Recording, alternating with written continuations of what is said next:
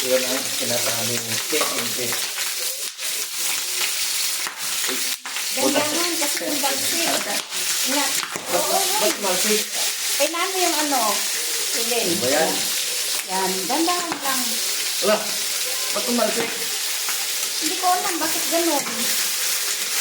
Baka inano mo yung mantika nga hindi pa mainit, yung kawali. Luto tayo ng chicken feet. Kasi dati tayo ng chick pork.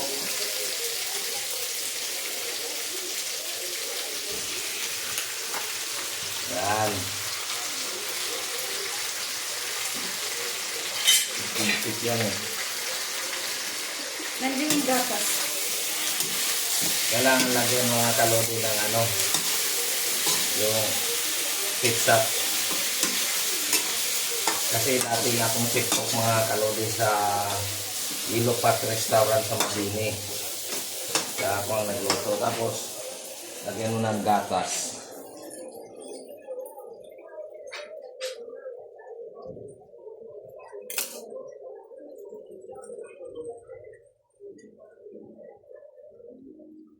Yan, lagyan siya ng gatas para masarap.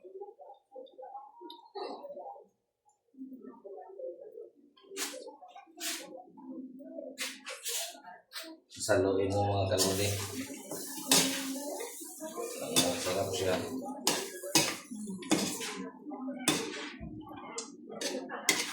Yan. Wow, masarap na mga kalodi. Tapos lagyan mo siya ng bitsin ngayon. Ayun na, meron bitsin dito. Yan. Yan, bigyan mo ng bitsin mga kalodi.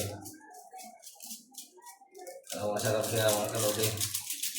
Kung titikman gago. Ito saluin mga kalodi. Nakasan mo yung Ayan, hindi na ito tumitik kasi kasi kanina kasi hindi pa mainit yung mantik ang kawali mo. Kailangan painitin mo. Lagyan mo kunting asukal mga kalodi.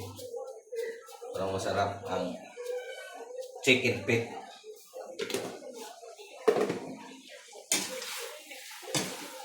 Ayan.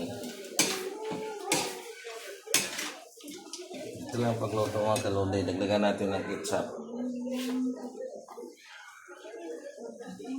Ano, sobra naman yan. Ayan, hindi masarap yan.